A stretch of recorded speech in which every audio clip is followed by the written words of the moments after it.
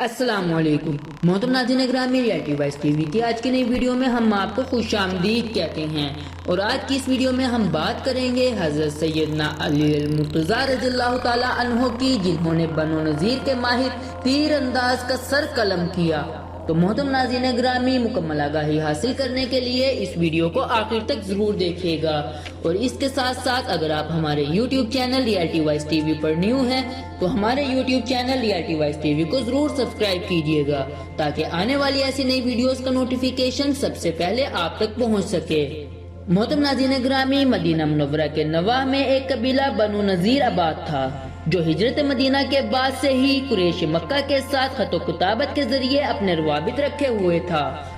اور بنو نذیر کو مدینہ منورہ میں دین اسلام کی ترقی اور فروغ سے شدید حسد تھا، اور وہ ہر وقت حضور نبی کریم صلی اللہ علیہ وآلہ وسلم کو قتل کرنے کے ناپاک منصوبے بناتے رہتے تھے۔ غزوہ احد کے موقع پر عبداللہ بن ابی سلول منافق، جس نے لشکر اسلام کے ساتھ غداری کی تھی اور اپنے 300 ساتھیوں کے ساتھ میدان جنگ سے فرار ہو گیا تھا اور بنو نذیر کے ہاں مقیم تھا،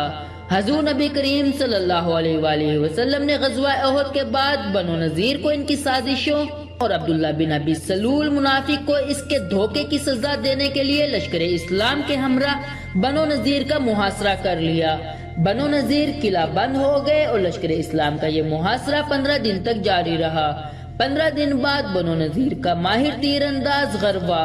اپنے کچھ ساتھیوں کے ہمراہ مقابلے کی غرض سے قلعہ سے باہر نکلا۔ حضرت سیدنا علی المرتضیٰ رضی اللہ تعالی عنہ نے حضور نبی کریم صلی اللہ علیہ وآلہ وسلم کے حکم پر اس کا مقابلہ کیا اور اس کا سر قلم کر کے حضور نبی کریم صلی اللہ علیہ وآلہ وسلم کے قدموں میں پیش کر دیا۔ تو محترم ناظرین گرامی، ریئلٹی وائس ٹی وی کی آج کی اس ویڈیو میں صرف اتنا ہی۔ امید کرتے ہیں آج کی ویڈیو آپ کو ضرور پسند آئی ہوگی۔ اپنی قیمتی رائے کا اظہار ہمارے ساتھ کامنٹ باکس میں ضرور کیجیے گا۔